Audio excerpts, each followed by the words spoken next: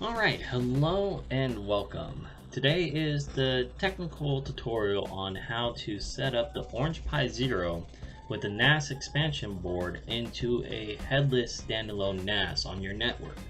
This is not the review. If you want to see the review, that will be a separate video. I'll have a link in the description below, as well as an end card at the end. That being said, this is going to be very technical. As I said, this will be a headless NAS, so there is no desktop, there's no GUI. Everything is done via SSH and command line. So be prepared for that, as well as there are a number of things that we are going to do. First, we are going to download the image, get it on the SD card, get the OrangePi booted, find it on the network, log in, create a new user, delete the old user for security purposes. Then we're going to go about formatting, partitioning, and creating the file system on the drive that we are going to use for the NAS. I'm assuming that you are going to use this drive only for the NAS, and so we're actually going to set it up to where it's the only thing that it is ready. So be prepared for that. If you have a different use case, then you might need to do something a little different. Then beyond that, we're going to set up monitoring tools. That way we can monitor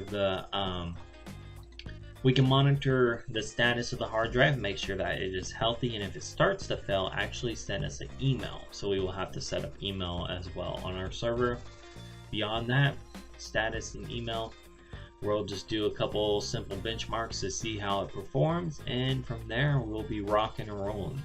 However, there is a lot of steps to this. I will timestamp the major components of this below, so if there's only something certain that you need, you could jump to that, as well as a written version of this guide on my website as well. That way you can refer. So with that, there is a lot of stuff to do. Grab a drink, get comfortable, and let's get started. So first thing we need to do is we need to go to the orangepi.org website, which I have up here, and we will go to resources and downloads, and we will find the image for our OrangePi Zero. So look for the OrangePi Zero heading. We're going to use the Ubuntu server download, which I will download through MegaCloud. Just personal preference on that. Alright, now that that is done, we are going to open that image in our folder, and I'm using 7-zip. You can use the extraction tool of your choice, WinRAR, if you want some meme-worthy stuff. And I'm going to extract that image here, make it easy to find. Alright, now that the image is downloaded and extracted, I'm going to take my SD card that I am planning on booting in and go ahead and insert that now. Because I already have an image on here, I'll get a message like this. We can go ahead and close that out, but take note of what drive it is. For me, that is drive I. For you, it may differ depending on your system setup. I'm going to use a program called Win32 Disk Imager. If you're on Windows, that's what I would recommend. Mac has its own flavor of things. Make sure that drive I is over here, and then pick that image file out of your downloads, open it, and then we will write it to the SD card as such. Alright, now that that is written, what we are going to do is go ahead and eject that drive from our system.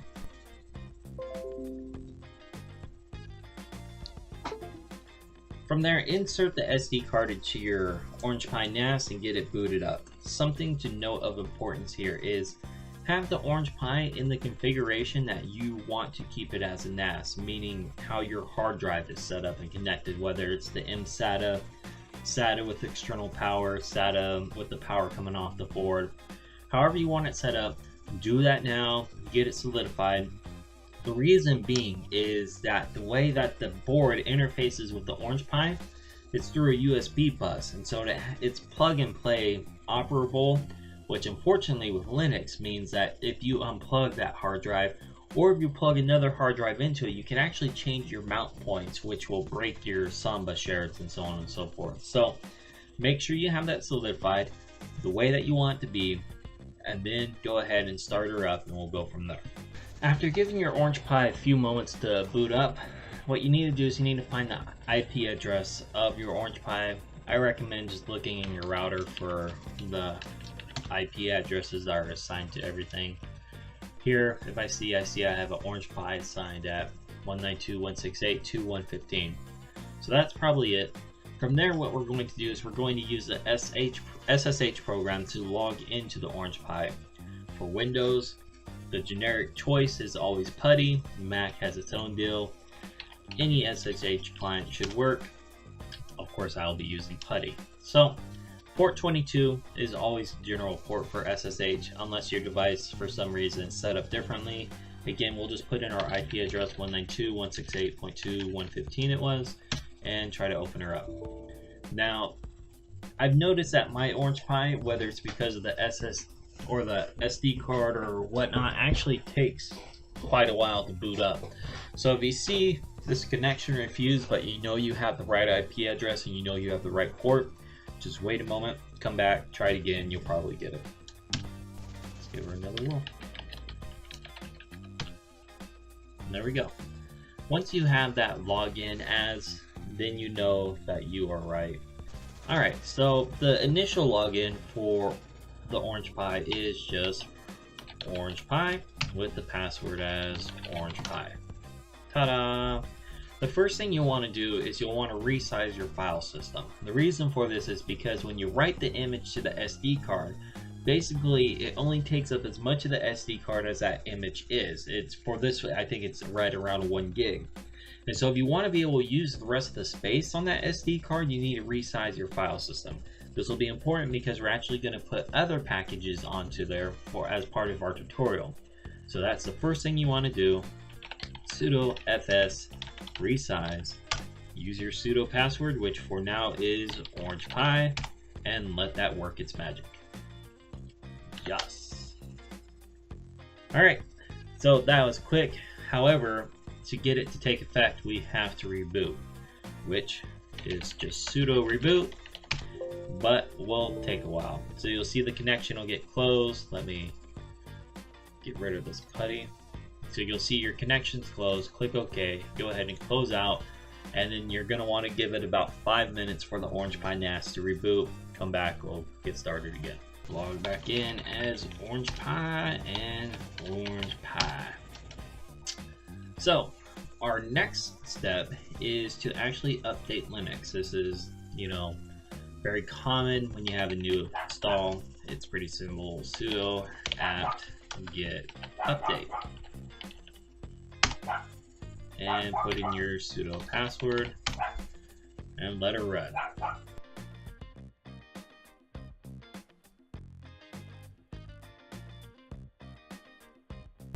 Alright, now that that is done, we are going to set our time zone for where we're at. This will differ a little bit depending on where you are. The importance of doing this really isn't all that important, but it's just a good step anyways. It's pretty simple. Sudo tbkg package configuration, reconfigure, and then time zone data, or TZ data is really what it is. And that'll bring up this, which you will pick basically your area that you live in, and then what time zone you are in that area, and that is it. It should automatically pull down time from the internet, so once you do this, you should find that the time is right on spec with where you are. Yeah, local time 12:44, June 14th. That is perfect. Now, what we are going to do is we're going to add a new user. So, sudo add user. For me, it's going to be lazy PC. For you, it's going to be whatever user you would like. And done. So, right here, you'll create a password for that user. Don't make it OrangePi, make it something else. We're doing this for security reasons, so we want to get off defaults. So, enter your password. Enter your password again. Okay, so here it's going to ask some info: full name, room number, work phone, home phone, other, and then if that information is correct, I typically leave it blank. I mean, you could do what you want. I just typically leave it blank, okay? Alright, so from there we have the user entered. What we're also going to want to do is add that user to the sudo group. It just makes life a little bit easier down the road. So, sudo usermod -a capital G sudo, that's the group that we're adding it to, and then our username. For me, lazy PC. For you, whatever you put. Boom, I'm done. Now what we're going to do is we're going to reboot, which let me get that started while I explain this. We're going to reboot, and the reason we're going to reboot is because we want to log into that new user and then remove that OrangePi user. That way we've gotten rid of the default user, the default username, and our system is a lot more secure overall. That way if someone else gets that IP address, they see, oh hey, there's an OrangePi on the network, let me see if I can SSH into this, and they try to SSH into it, guess what? That default user is gone. It makes your system a lot more secure. So we're going to give this some time to reboot. About 3 minutes is what it's been taking, then we'll get back and log into it. Alright, we're a little over the 2 minute mark. Let's give this a shot. 192.168.2.115, and we're ready. A little bit faster than last time, that's good.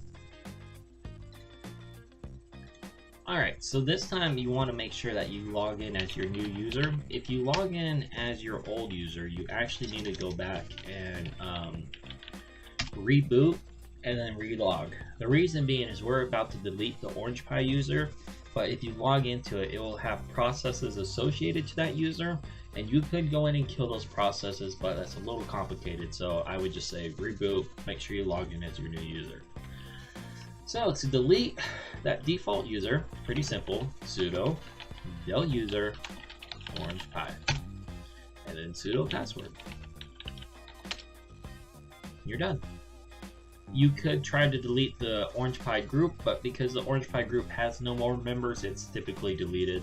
I tried it when I created this tutorial. It was fine. Next thing we're going to do is we are going to look up our disk and partitions. A lot of people try to use fdisk-l.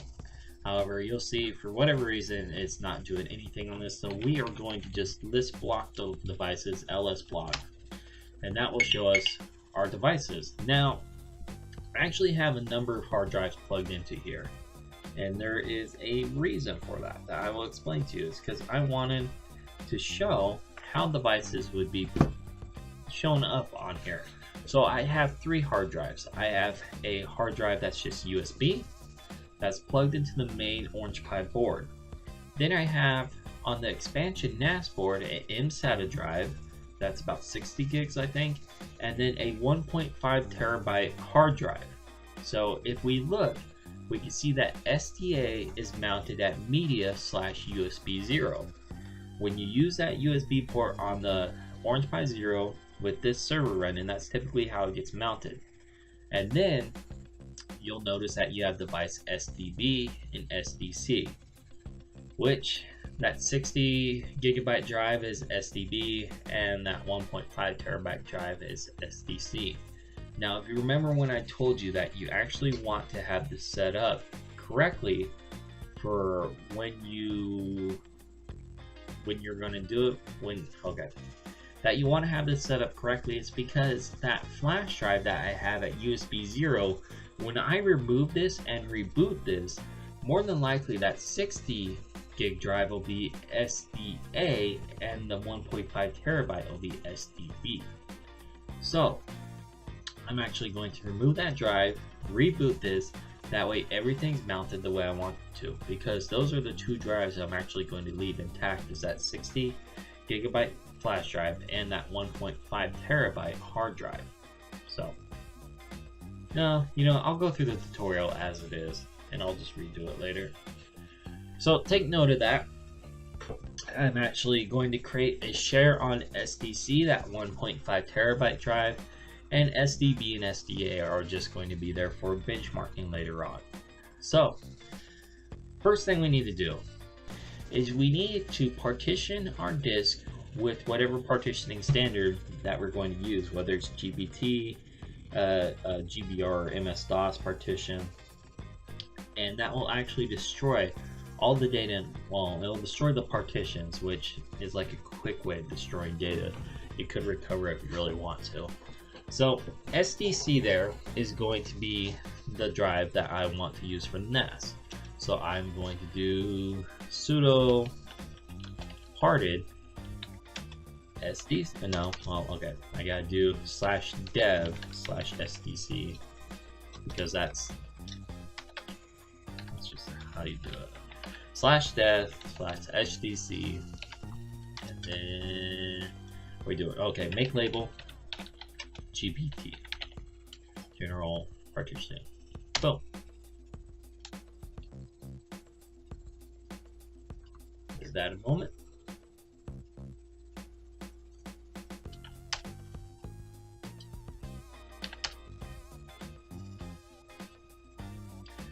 Now, what I need to do right now is I actually will need to reboot this. I can't do a list block right now.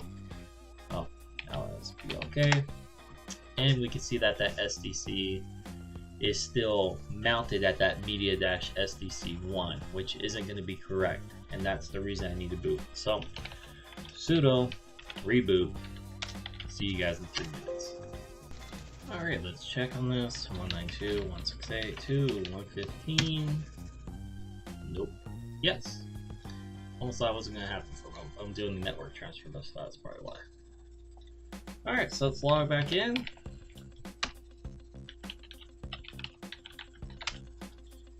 And now let's look up our block devices again. LSBLK. As we can see, we have that SDC there. However, when we rebooted it now, it just shows that the disk is there with no partitions. That's correct, because we actually created a new partition map on it. So now what we need to do is we need to create a partition. So that is as simple as going sudo hearted-a opt. Now our disk name, which is going to be /dev/sdc, and then make part for the make partition primary, because we want a primary partition, ext4. You could use a different file system here. However, it's like I said, I'm setting this up to where that is the only thing this hard drive is used for. So ext4 is a good Linux partition thing. And I want to span the whole disk, so it's going to go all the way from 0% to 100%. Boom. Sudo password. And that shouldn't take too long, I don't believe. I can hear this spinning. It is a mechanical hard drive. Boom. Done. Now we need to create a new file system on the partition. Let's actually check our block devices one more time. Okay, so that partition is showing up. So now instead of when you reference the disk, you use /dev/sdc. In my case, yours may vary a little bit depending on your disk. When I want to reference the partition, I will use /dev/sdc1, because that is the difference between the SDC, which is the disk, and the SDC1, which is the partition. That's important. It's something that you just kind of learn to do, but I just wanted to point that out while I'm here. So now let's make our file system on that partition. Sudo mkfs, we're handing it off to a different program. ext4 is the type of partition it is. /L. I want my partition name to be OrangePi. You can put in whatever you like. And then what the partition is for me, dev sdc1. Extra P in there. Whoops. Alright.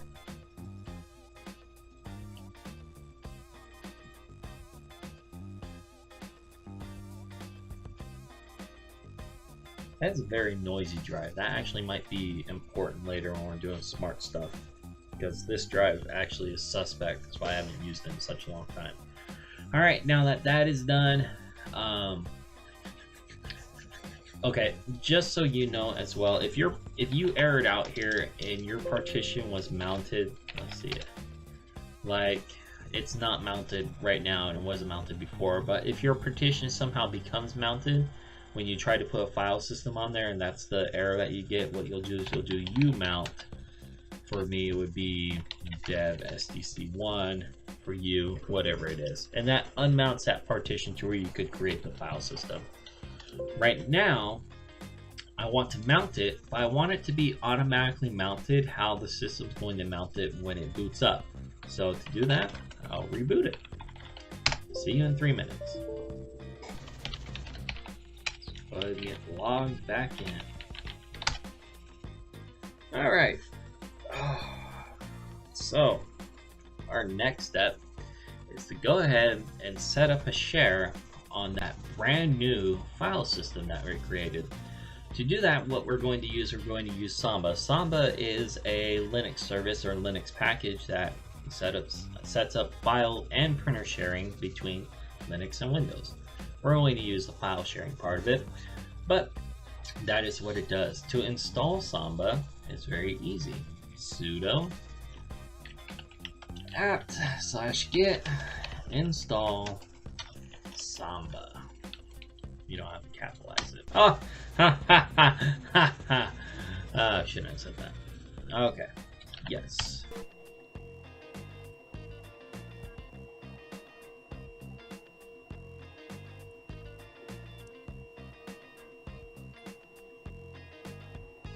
Alright, now that that is done, Samba is installed, what we are going to do is we are going to make a specific folder that we are going to use Samba to share. You typically don't want to share an entire drive through a network. It's multiple security principles that I'm not going to go into here. But yes, you typically don't share an entire drive. Create a folder on that drive, share that folder, put everything into that folder. So let's go back and let's list our block devices again. See where our hard drive is mounted at. For me, it's /media/SDC1 is my mount point. That's different than my disk point, that's different than my partition, that's my mount point. That's where the system is expecting all the files to go to.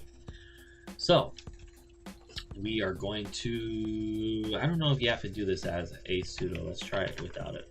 Make directory, what's our mount point? Mount point is media/SDC1, and I'm just going to call this OrangePi. You actually need your mount point and then / what you want your folder name to be, just like if you're creating that directory. My bad. This does need to be a sudo command, so sudo make directory /media/SDC1/OrangePi. Ta-da! Doesn't even ask me for my password. Okay, so directory is made. Next thing we're going to do is we're going to create a copy of our Samba configuration file, just in case we need to do it. Copy, or CP, is the copy command that you would use to copy files in Linux and do things like that. So we are going to go etc samba smb.config, or conf, and we're going to put a space and a tilde at the end of this. That tilde is the automatic backup flag for the CP command. So create a, what did I misspell? Oh, SM, okay, yeah. SMB config. That tilde is the automatic backup command for the copy command. So by putting that, you create a copy of that file. Now that we have done that, we're going to edit that file. Now, in the past, you would go like sudo v, what is this? This is etc samba smb conf. However, v is not installed on this system, so we are going to use nano, which is just a different editor than v is. So sudo nano etc samba smb config, boom. And this is basically an editor that we use to edit the file. Pretty simple, right? So we're going to go all the way down to the bottom here. Shouldn't be anything that we need to change in this. The reason we go to the bottom is it'll just help us later on.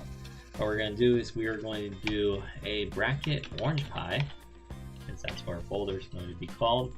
Then we're going to put the path that that folder is on. Make sure that you put a space between and after, or before and after the equal sign. Then we want our mount point, which again was media SDC1, and then our folder, which is OrangePi. And then after that, valid users, yes, space, and then make sure you have that space between the equal sign. For me, it's lazy PC. For you, put whatever user you put there. And then last, we want read only equals no. That way you can write to this folder as well. With that being said, what we need to do is we need to save this. Press Control O on your keyboard. That'll bring up this little file name, the right thing. Hit enter. Should be the same file that you read. And Control X to exit. Now to test these parameters, what we're going to do is do something as simple as test param. Oh, what'd I do? I misspelled this in. Oh, parm, not param. So test parm. And that will actually test our things for everything. Processing action, OrangePi, and then just look it over right now. Path, media, STC1, OrangePi, user, lazy PC, read only. No, that actually looks perfect. So from there, we want to restart Samba. So sudo service smbd, that's the Samba server, restart. What? I misspelled shit. SMBD. Dyslexia got me again. BD. Alright, so it's restarted. Now we should be able to log into Samba from our Windows machine. So I'll try to do this the network fashion just to see if this works. It doesn't always work though. There's a couple different ways you can do this. So we'll give this a moment to see what pops up on network discovery. I actually have quite a bit going on my network. I know there's quite a bit of streaming going on as well right now because I can hear everyone watching movies. So let's give this a moment. There's OrangePi right there. So OrangePi, and right here what we need to do is we need to enter our credentials. For me it's lazy PC. Did we set up a Samba password?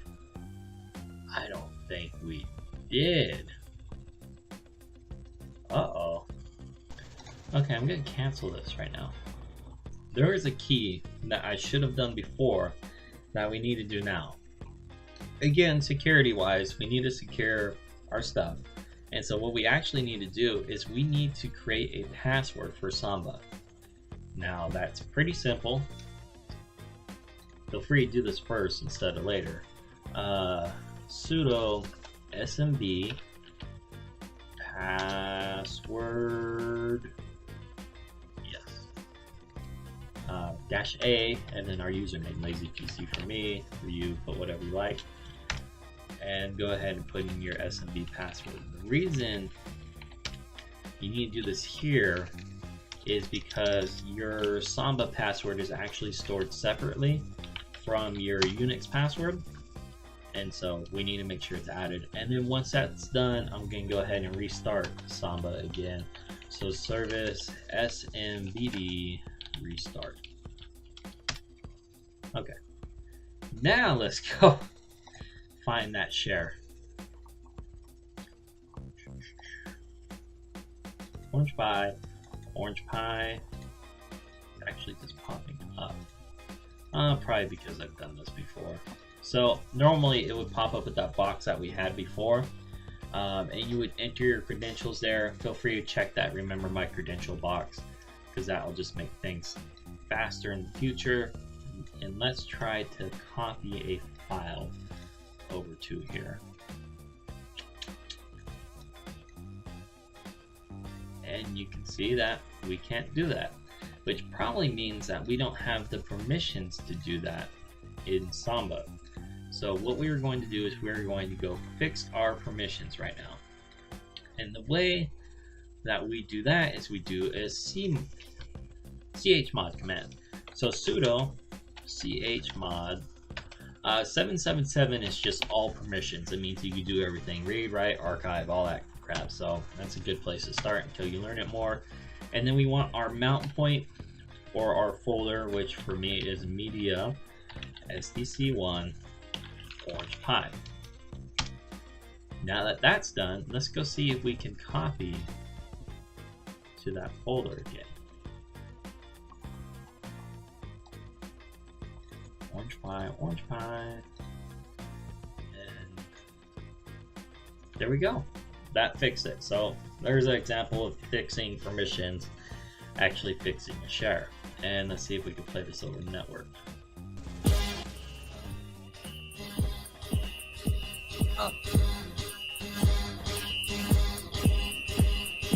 Y'all gon' make me lose my mind. Up in here, y'all gon' make me go all out.